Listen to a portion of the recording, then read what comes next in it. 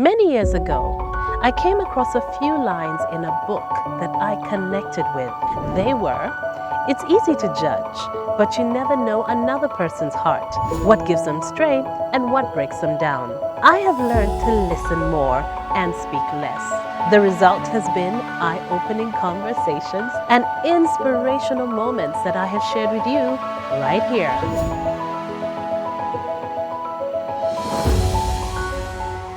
Hello and welcome to Crystal One-on-One. I am Crystal, and with me today I have the very sexy, I have to say sexy because this woman, yes, she does define sexy, Winnie Nwagi, talented musician. How are you? Welcome to the show. Thank you, Crystal. Thank you for having me. It's a pleasure. It's a pleasure. What's your average morning like? I've gotten her out of, I think, her house in the morning today. Let me report myself. Yeah, today I got up so early. Yeah, because of you, because of this interview. And it's a beautiful day, as you can see. Yeah. It smells so good around here. It's beautiful. Okay. And I'm okay. You're okay. So, are you having a busy week? Is this like a busy week for you? Because I know coming out of Easter, that was a very busy time for Yeah. you. You were traveling, Very actually. busy. And this week I have so many interviews because I have like 2 songs out. I have a collabo and a single. So it's a very busy week. Okay. When you have a song out, do you still get like butterflies? Yes. Get nervous? Because normally you want to see if your fans like the song, if they're excited. You know, you always want to see, feedback. Do you from your first fans. test it? Do you have like a small listening party? Of course, I always listen to my songs before months they get released. Yeah, so.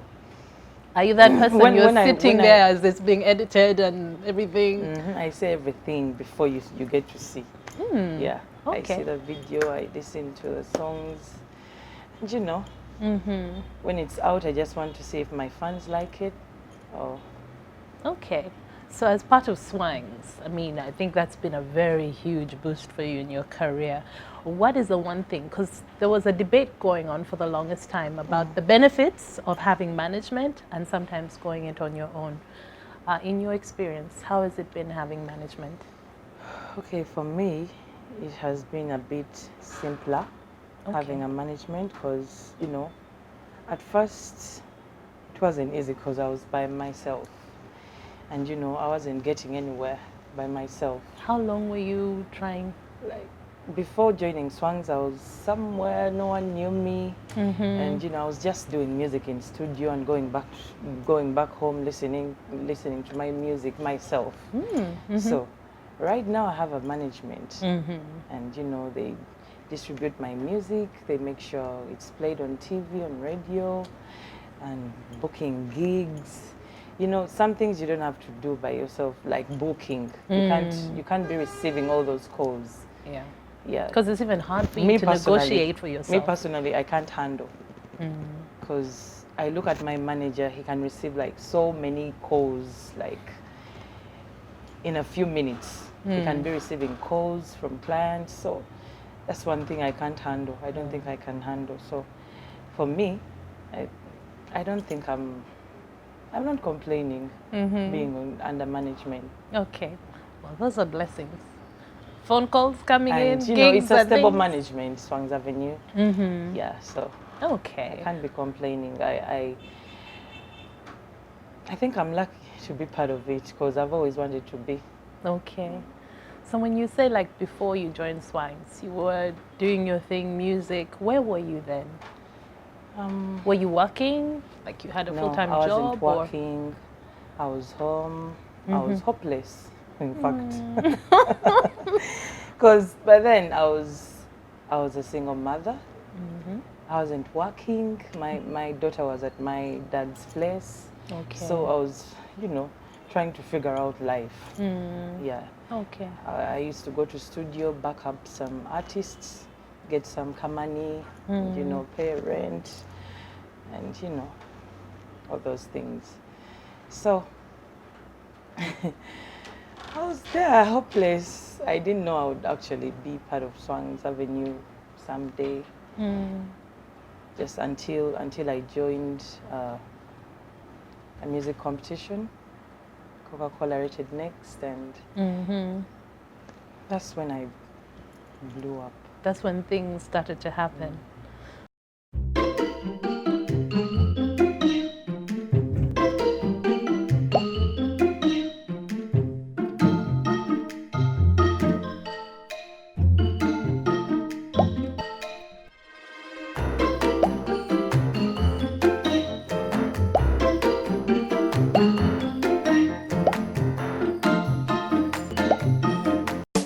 You too can get Chocha. Top up every Monday and get 10 times bonus data bundle with Chocha Monday. Log on to www.smile.co.ug or visit any Smile outlet and top up now. Smile. Now you can.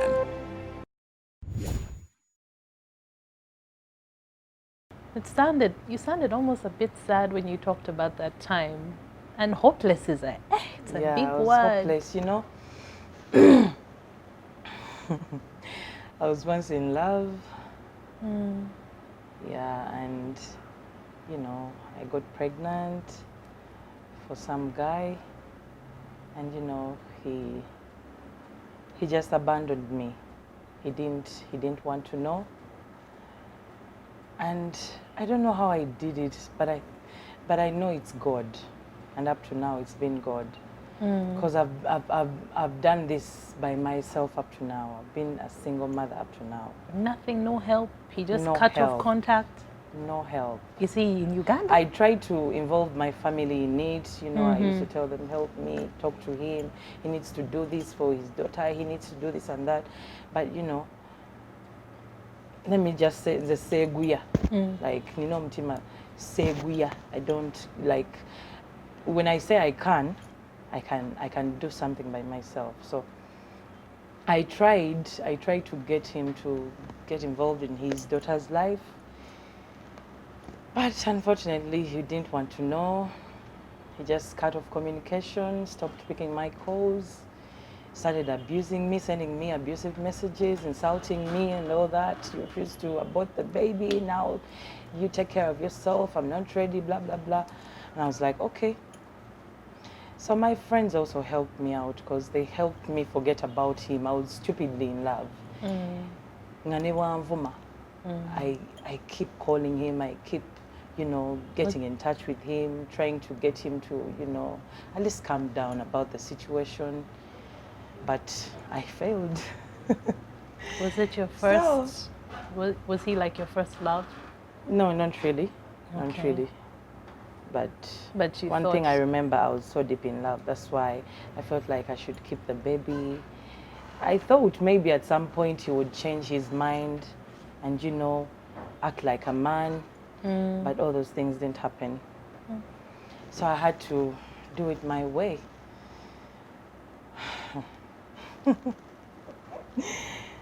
I went through shit that, you know, that made me strong. Because I reached a point whereby all my relatives were like, you need to get a place of your own. I can't stay with you. Your dad will be mad at me. You know, my dad used to threaten my brothers, you just her away from your place or else I'm going to do this and that. Oh my. He wanted me to go back to his place. And I was like, you know what, I can't go back there. Because there was my stepmother. And me and my stepmother. You didn't get along, eh? Yeah, we didn't get along. I won't say much about her, but we didn't get along. I could not go back. So at some point I had to look for money for like 3 months and get a place of my own. I was still pregnant. Your dad knew you were pregnant? Huh? Did your dad know? Yeah, he knew by then. And he wanted you to go back home? Yeah, he wanted me to go back home and I didn't want. So I started looking for money for at least 3 months to pay for a small house to stay in, you know. And I got that money, I paid for some kind of little house in one room. I had so many funny things. I had a mattress. I got a mattress from my brothers. A bed cover from Kuga. I had so many things that weren't mine in that room. The people were just helping you with this and that. Some were demanding, when are you bringing back my mattress? When are you bringing back my bed cover? So I started thinking, what should I do to buy things for myself? Because I need stuff in my house. I need plates, I need cups, because I'll need to eat, I'll need to, use all that stuff. And a baby was coming. And yeah. So the little money I had, I was spending on my baby stuff, getting ready for delivery. And then when people started demanding for their stuff, I won't mention, but there were so many people. I started thinking of buying myself stuff. I got money, started backing up here and there.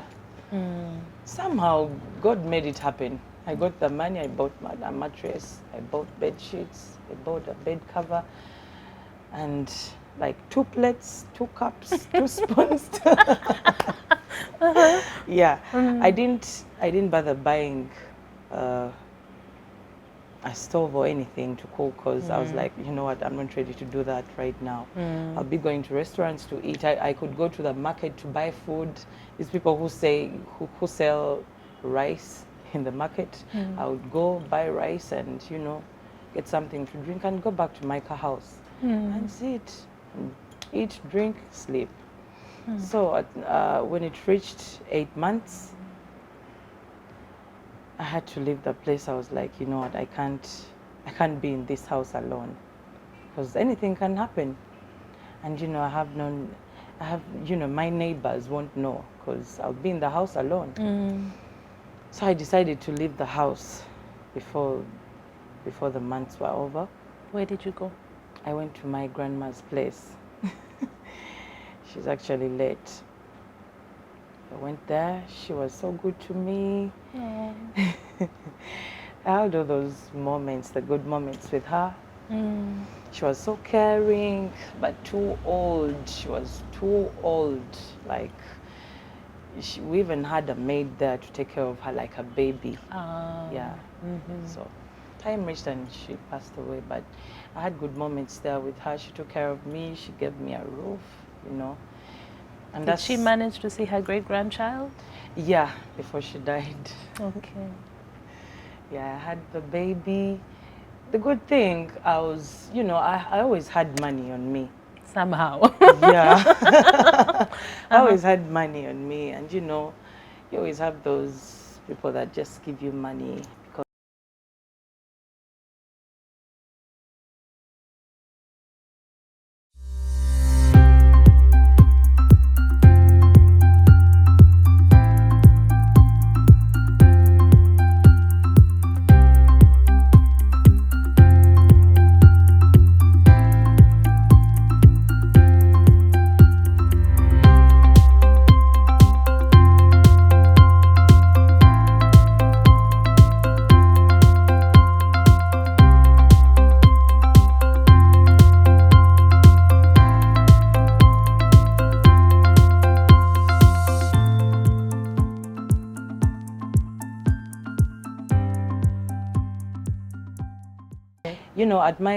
At my grandmother's place, there was no power. We used to sleep like at around 7.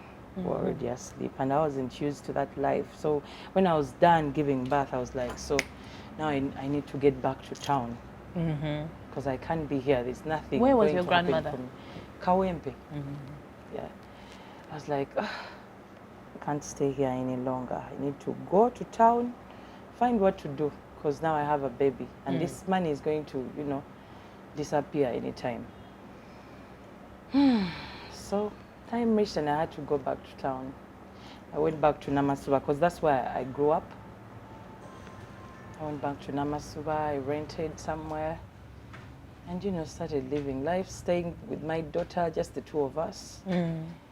What? And, I just had the 2 of you with a small baby? Yes. Okay. And by the way, I had no one to help me. I was all alone.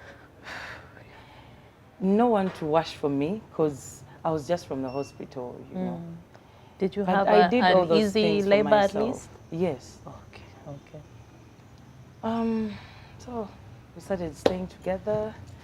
I had to wake up every morning, you know, the usual things for babies. And at some point I decided to take my daughter to my dad's place Okay. so that I, you know, try to look for what to do. You talked to him about it and he Yeah, said okay? Yeah, he was okay with it. And, you know, I didn't want to take my daughter there because of my stepmother, but I had to. Did you manage to talk to Because her at about it? Because at least my sister was there, and that was kind of safe for me.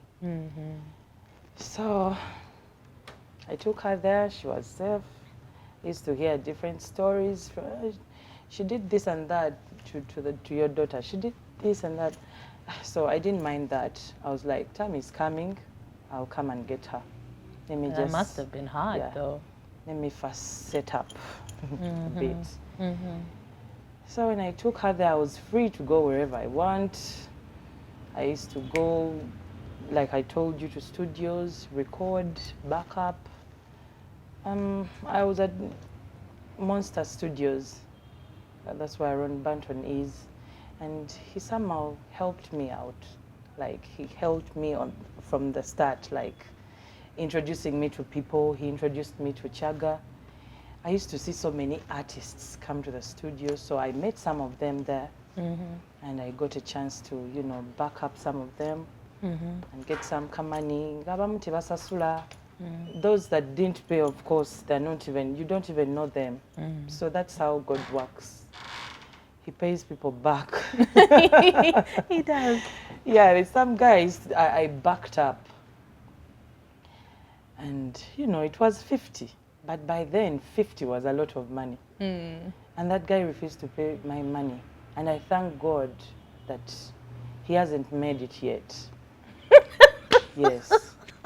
I'm on TV, and he's not yet on TV. I've never seen him on TV. But he was busy in studio recording. I backed him up. He refused to pay my money. I was like, okay, God will pay you. And I guess he paid him back. Yeah. Yeah. So, until I got to, you know, the music competition, my friends encouraged me to join the competition. I wasn't actually moved by the whole idea. No, you weren't interested. I was scared because I was shy. I was like, oh my God, now I'm going to go there. Because I had been, you know, watching music competition, Tusker Project Fame, all those things. And I was like, oh my God, I'm going to go there and sing, and then they start judging here and there. You know, you didn't do this right. You didn't do, I'm not ready for that judging. And my friends kept encouraging me. You should go. You're so good. You girl. You don't know. You shouldn't miss this chance. Whatever. So after pushing me, I was like, okay, let me go and try. See what happens. So I woke up one day, the day for auditions. It was at National Theatre.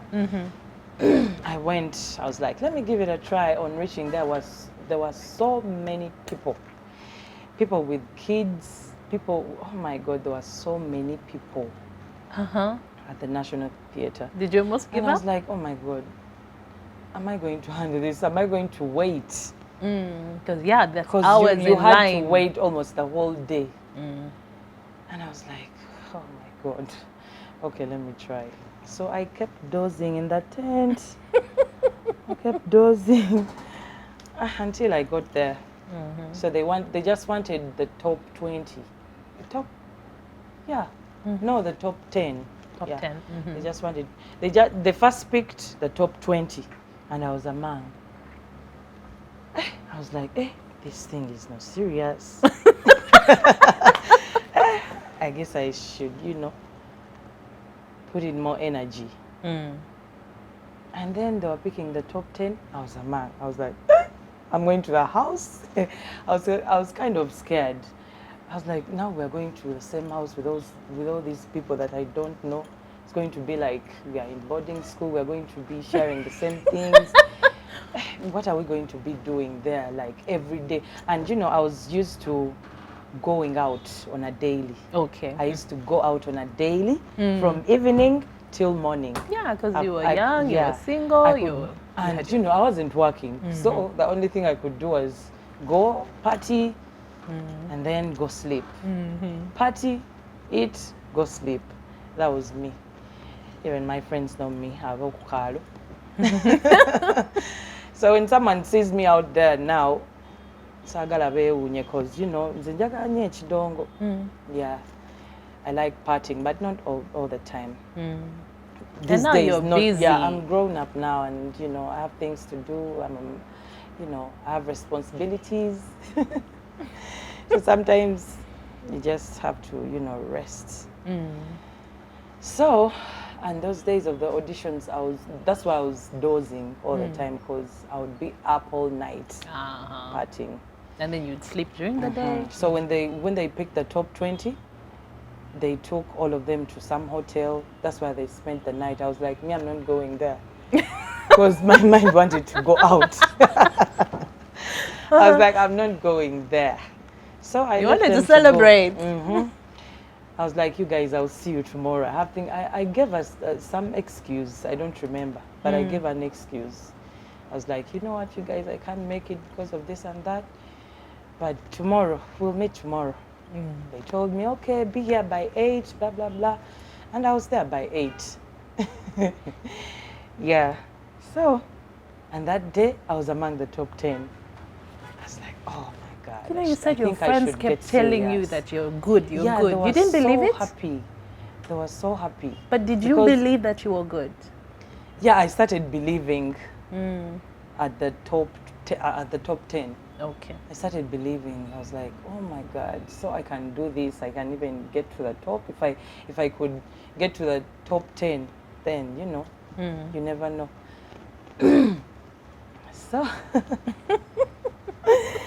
So that's when I was like, okay, I think I need to get serious about this. Because I remembered in my primary school, my secondary school, I was active in MDD. So I was like, okay, I need to give this a try. Okay. So I did. I got serious. I stopped thinking about the bar. So I was concentrating about this whole thing. So after the top 10, they told us on this date, you're going to come here, we're going to meet here. We have a house for you. You're going to be staying there for 2 months and all. We'll be providing this and that. I was like, oh, there's food, there's, you know, they'll be doing our makeup, we'll be doing hair. Oh my God, there were so many free things. I was like, Exciting. okay. And we'll be wearing all the nice outfits on stage. Like everything was going to be taken care of. So I accepted, my mind accepted. So I got serious. And then the day came, I went to the house and things started. We started training, vocal training. Everything was serious. We had a program from morning. On weekends, we would go for rehearsals. You know, we started the competition. It was for 2 months.